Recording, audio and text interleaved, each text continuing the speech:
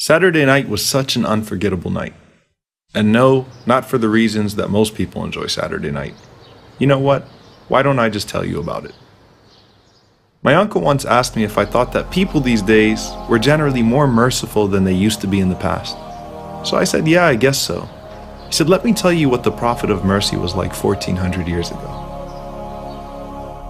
There are many stories and sayings that reflect the unprecedented mercy of the Prophet, peace be upon him.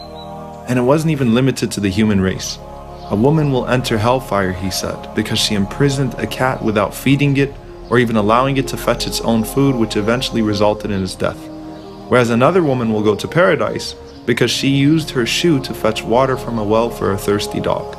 The Prophet commanded that no animal be tortured or overburdened, while assuring us that no act of kindness towards them would go unrewarded in the hereafter.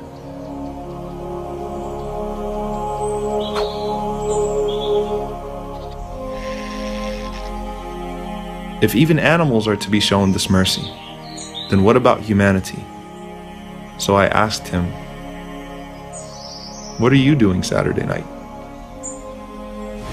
The Prophet's mercy was boundless, and no soul felt neglected by it. He especially showed love to the orphans who were deprived of the mercy of a parent, because he knew exactly what that felt like.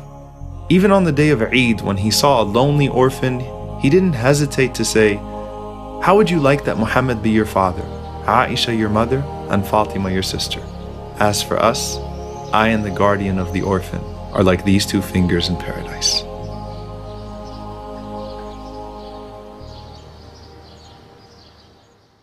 In today's world, blue-collar workers tend to be highly exploited.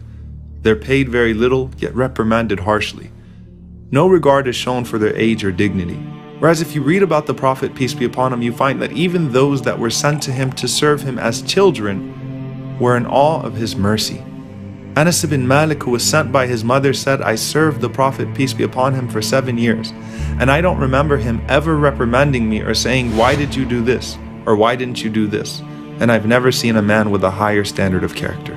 He demanded that even the lowest members of society be treated with honor, and in fact didn't allow them to be cruel to themselves.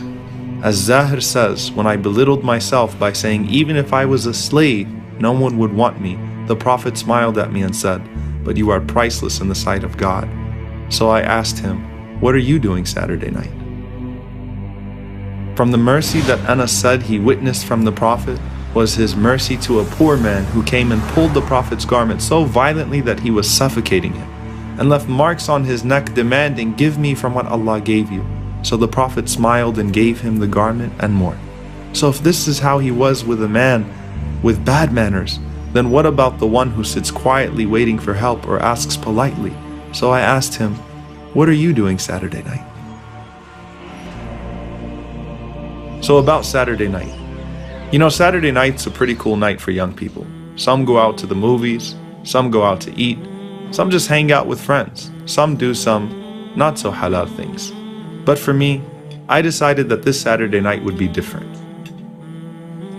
My neighbor called me and told me that he was going out to eat with some friends from work, and it would be great if I could join, but I respectfully declined, saying I already made plans. It was a magical night for them, and for me as well. We talked about our families, told jokes to each other, talked a little sports, and just had a blast. I actually really enjoyed dinner, and the company even more, and was reminded of the Prophet's words when he said, the worst food is the food served at a gathering to which the rich are invited, whereas the poor are left out.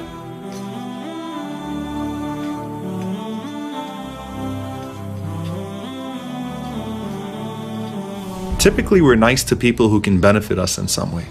That's what makes the Prophet, peace be upon him, so amazing. He loved and cared for even the most downtrodden members of society, and encouraged us to do so as well. وَمَا أَرْسَلْنَاكَ إِلَّا رَحْمَةً لِلْعَالَمِينَ.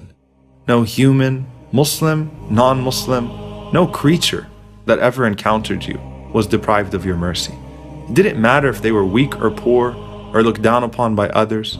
You would smile at them and give them reason to smile as well. Rasulullah, the example which you left behind, is of the greatest mercies. Ya Rahman, do not deprive us of Rahmah, and raise us with the one whom you sent as a Rahmah.